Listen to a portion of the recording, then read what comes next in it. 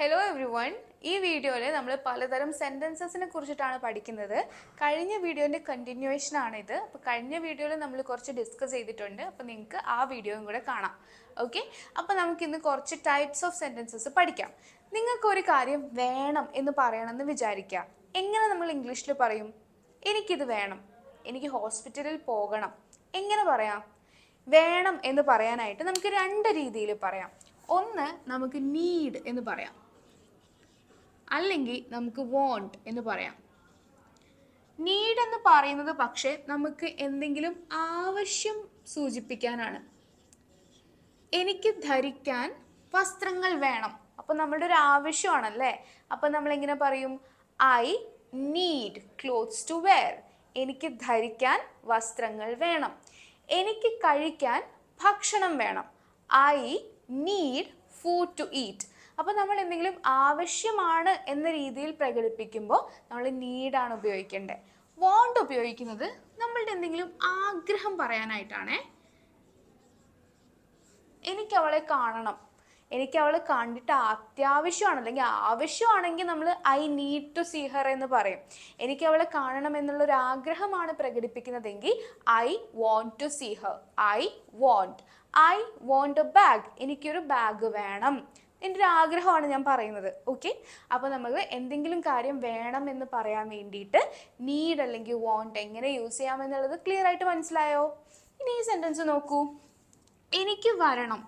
എനിക്ക് വരണം എന്ന് പറഞ്ഞാൽ എനിക്ക് വരണം അങ്ങനെയാണ് നമ്മൾ പറയാം. നമ്മളുടെ എന്തെങ്കിലും ഒരു ആഗ്രഹമായിട്ടായിരിക്കും നമ്മൾ പറയുന്നത് അല്ലേ.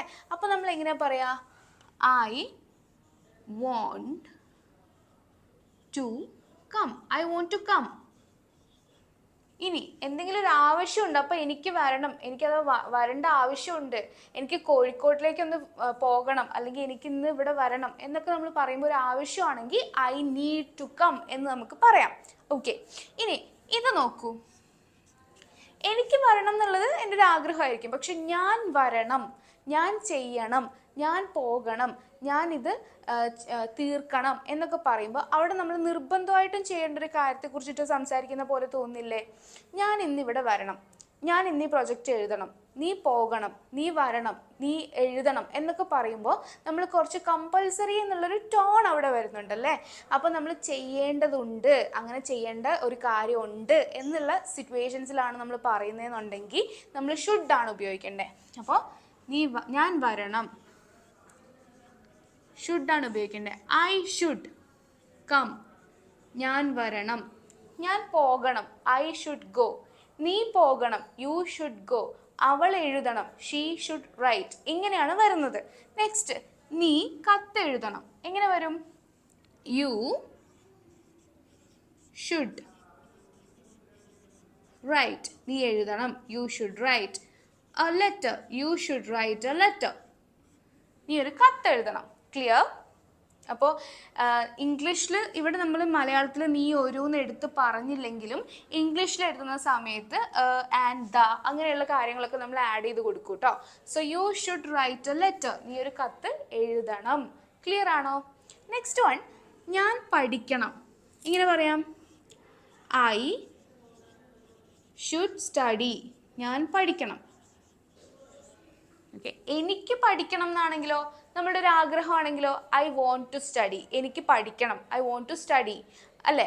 പക്ഷെ ഞാൻ പഠിക്കണം എന്ന് പറഞ്ഞാൽ അതൊരു സിറ്റുവേഷൻ, ഒരു നിർബന്ധിതമായൊരു സിറ്റുവേഷനാണ്. ഞാൻ പഠിക്കണം എന്നാണ് നമ്മൾ പറയുന്നത് അല്ലേ. അപ്പോൾ ഐ ഷുഡ് സ്റ്റഡി. ക്ലിയർ ആണോ? അവൻ പോകണം, ഹീ ഷുഡ് ഗോ. അവൻ പ്രൊജക്റ്റ് സബ്മിറ്റ് ചെയ്യണം, he should submit his project. ഇങ്ങനെ വരും. ഓക്കെ, നെക്സ്റ്റ് വൺ നമുക്ക് നോക്കാം. ഞാൻ പഠിക്കണമായിരുന്നു.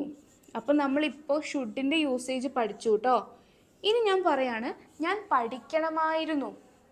അതായത് നമ്മളിപ്പോൾ നിന്നിട്ട് പറയാണ് നമ്മൾ എന്തോ കാര്യം പാസ്റ്റിൽ ചെയ്തില്ല, അതിൻ്റെ ഖേദം പ്രകടിപ്പിക്കുകയാണ്. ഞാൻ പഠിക്കണമായിരുന്നു, ഞാൻ അന്ന് അവളോട് അത് പറയണമായിരുന്നു, ഞാനത് ചെയ്യണമായിരുന്നു. ഇങ്ങനെ പറയാൻ വേണ്ടിയിട്ട്, നമ്മളുടെ ഒരു ഖേദം പ്രകടിപ്പിക്കാൻ വേണ്ടിയിട്ട് നമ്മൾ ഇംഗ്ലീഷിൽ യൂസ് ചെയ്യുന്നത് ഷുഡ് ഹാവ് ആണ്. Should have. ഞാൻ പഠിക്കണമായിരുന്നു. I should have. ഹാവിൻ്റെ കൂടെ നമ്മളെപ്പോഴും V3 ആണ് ചേർക്കുക അല്ലേ. Studied. I should have studied. ഞാൻ പഠിക്കണമായിരുന്നു. സ്റ്റഡി V1 ആണ്. V2 സ്റ്റഡീഡ് തന്നെയാണ്. V3യും സ്റ്റഡീഡ് ആണ്. So I should have studied. ഞാൻ പഠിക്കണമായിരുന്നു. ഞാൻ വരണമായിരുന്നു. എങ്ങനെ പറയും? ഐ ഷുഡ് ഹാവ് എന്നുള്ളത് ഷോർട്ട് ആക്കിയിട്ട് നമുക്ക് ഇങ്ങനെ എഴുതാം. I should have come. Come. V3 come തന്നെയാണ് കേട്ടോ. Come, came. V3 വരുന്ന സമയത്ത് it's also come. So I should have come. ഞാൻ വരണമായിരുന്നു. Is it clear? So let's revise. വേണം എന്ന് പറയാൻ നമുക്ക് ഒന്നെങ്കിൽ നീഡ് എന്ന് പറയാം, അല്ലെങ്കിൽ വോണ്ട് എന്ന് പറയാം. ആഗ്രഹമാവുമ്പോൾ ആവശ്യമാവുമ്പോൾ നീഡ്, ആഗ്രഹമാവുമ്പോൾ വോണ്ട്. എനിക്ക് വരണം. I want to come. എൻ്റെ ഒരു ആഗ്രഹമാണ് ഞാൻ പറഞ്ഞതെന്നുണ്ടെങ്കിൽ ഞാൻ വരണം. ഇറ്റ്സ് എ കമ്പൾസറി സിറ്റുവേഷൻ അല്ലേ? I should come. We get that kind of a tone. അപ്പോൾ നമ്മൾ ഐ ഷുഡ് കം. നീ കത്തെഴുതണം. You should write a letter. ഞാൻ പഠിക്കണം. I should study. ഞാൻ പഠിക്കണമായിരുന്നു. ഖേദം പ്രകടിപ്പിച്ച് പറയാണ്. Should have. I should have studied. ഞാൻ വരണമായിരുന്നു. I should have come. Okay. ഞാൻ രോഗിയെ സന്ദർശിക്കണമായിരുന്നു. എങ്ങനെയാണ് നമ്മൾ ഇംഗ്ലീഷിൽ പറയാ? നിങ്ങൾ താഴെ കോമെന്റ് ചെയ്യൂ, നമുക്ക് നോക്കാം. ഞാൻ രോഗിയെ സന്ദർശിക്കണമായിരുന്നു, ചെയ്യണമായിരുന്നു എന്ന് പറയാൻ വേണ്ടിയിട്ട് ഖേദം പ്രകടിപ്പിച്ച് നമ്മൾ പറയുമ്പോൾ നമ്മൾ ഷുഡ് ഹാവ് എന്നാണ് യൂസ് ചെയ്യുന്നത്. നമുക്ക് എന്തോ ചെയ്യാൻ പറ്റാത്ത കാര്യം പക്ഷെ നമ്മൾ അന്ന് ചെയ്യേണ്ടതുണ്ടായിരുന്നു എന്നാണ് നമ്മൾ പറയുന്നത് കേട്ടോ. Should have. അപ്പോൾ ഐ ഷുഡ് ഹാവ്, ഞാൻ ചെയ്യണമായിരുന്നു. എന്താണ്? I should have visited. ഞാൻ സന്ദർശിക്കണമായിരുന്നു രോഗിയെ, the patient. I should have visited the patient. അപ്പോൾ വിസിറ്റഡ് എന്നുള്ളത് വിസിറ്റ് എന്നുള്ളതിൻ്റെ V3 ആണ് കേട്ടോ. വിസിറ്റഡ് എന്നാണ് V3. V2 വിസിറ്റഡ് തന്നെയാണ്. നെക്സ്റ്റ് വൺ, ഞാൻ പണം സംഭാവന ചെയ്യണമായിരുന്നു. എങ്ങനെ പറയും? I should have. സംഭാവന ചെയ്യണമായിരുന്നു V3 ആണ്. Donated the money. ഞാൻ അത് ചെയ്യണമായിരുന്നു. എങ്ങനെ പറയും? I should have done that. ഞാനത് ചെയ്യണമായിരുന്നു. I should have done that. ഞാനത് ചെയ്യരുതായിരുന്നു. എങ്ങനെ പറയും? നമ്മൾ ചെയ്യാൻ പാടില്ലായിരുന്നു എന്ന് പറയാണ്. ചെയ്യണമായിരുന്നു എന്ന് പറയാനായിട്ട് ഷുഡ് ഹാവ് എന്ന് യൂസ് ചെയ്താൽ മതി. ചെയ്യരുതായിരുന്നു എങ്ങനെയാണ്? I should not have. കണ്ടോ? ഷുഡ് ഹാവിന് പകരം നോട്ട് വന്നു. ഈ നോട്ട് ഇങ്ങനെ എഴുതുന്നതിന് പകരം നമുക്ക് ഷോർട്ട് ആക്കിയിട്ട് ഇങ്ങനെ എഴുതാം. I shouldn't have done that. Okay അല്ലേ? ക്ലിയർ അല്ലേ? ഓക്കെ. അപ്പം നമ്മൾ ഇനി നീ എഴുതണം. ഇതെങ്ങനെയായിരിക്കും? You should write. നീ എഴുതണമായിരുന്നു. You should have written. നീ എഴുതണ്ട അല്ലെങ്കിൽ നീ എഴുതരുത് എന്നാണ് പറയുന്നതെന്നുണ്ടെങ്കിൽ യു ഷുഡിൻറ്റ് റൈറ്റ്. കണ്ടോ? അപ്പോൾ നമ്മൾ ഷുഡും ഷുഡാവും തമ്മിലുള്ള ഡിഫറൻസ് പഠിച്ചു. ഒരു കാര്യം ചെയ്യണം, ഇരിക്കണം, പറയണം, പോകണം എന്നൊക്കെ പറയാൻ നമ്മൾ ഷുഡ് യൂസ് ചെയ്തു. പറയണമായിരുന്നു, ഇരിക്കണമായിരുന്നു, ചെയ്യണമായിരുന്നു എന്നൊക്കെ നമ്മൾ ഖേദം പ്രകടിപ്പിച്ച് പറയുമ്പോൾ നമ്മൾ ഷുഡ് ഹാവ് എന്നുള്ളത് യൂസ് ചെയ്തു.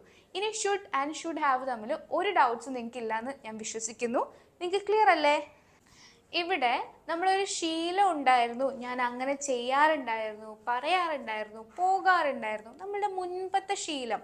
പക്ഷെ ഇപ്പം നമുക്ക് ആ ശീലമില്ല. അങ്ങനെയുള്ള കാര്യങ്ങൾ പറയാനായിട്ടാണ് നമ്മൾ യൂസ്ഡ് ടു എന്നുള്ളത് ഉപയോഗിക്കുന്നത്. ഓക്കെ. അവർ ബുക്സ് വായിക്കാറുണ്ടായിരുന്നു. എങ്ങനെ പറയാം? ദേ. അവർ യൂസ്ഡ് ടു റീഡ്. വായിക്കാറുണ്ടായിരുന്നു. They used to read books. അവർ പുസ്തകങ്ങൾ വായിക്കാറുണ്ടായിരുന്നു. ഞാൻ പത്രം വായിക്കാറുണ്ടായിരുന്നു. I used to read newspaper. Okay? Okay. Next. ഞാൻ പാട്ട് പാടാറുണ്ടായിരുന്നു. എങ്ങനെ പറയും? ഞാൻ I. ശീലം പറയുകയാണെ പണ്ടത്തെ ശീലമാണ്. ഇതിൻ്റെ അർത്ഥം നമ്മൾ ഇപ്പം ഇത് ചെയ്യുന്നില്ല എന്നുള്ള അർത്ഥം കൂടെ കിട്ടും കേട്ടോ.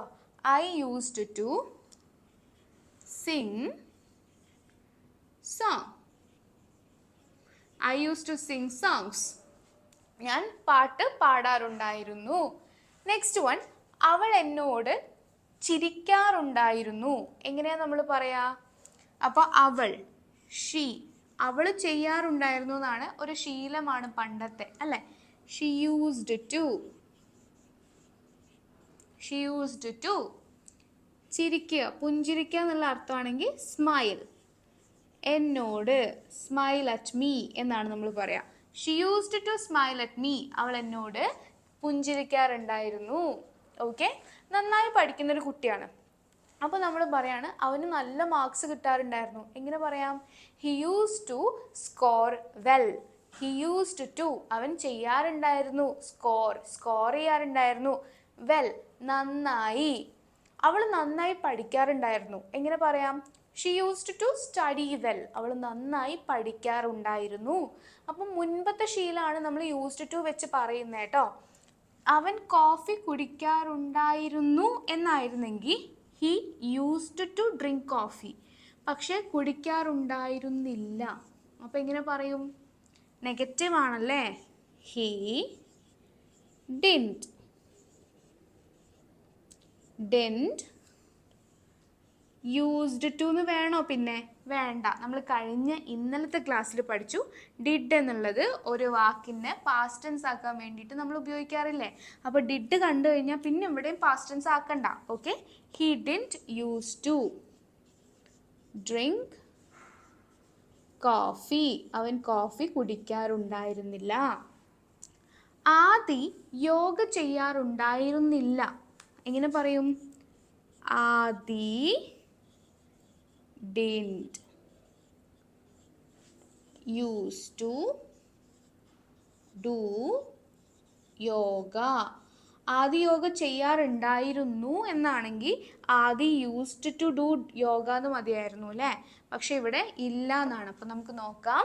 നമ്മൾ എന്തെങ്കിലും ശീലം ഉണ്ടായിരുന്നു എന്ന് പറയാനാണ് യൂസ്ഡ് ടു എന്നുള്ളത് ഉപയോഗിക്കുന്നത്.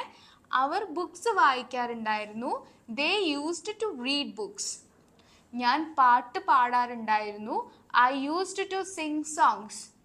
ഓക്കെ, അവൾ എന്നോട് ചിരിക്കാറുണ്ടായിരുന്നു. She used to smile at me.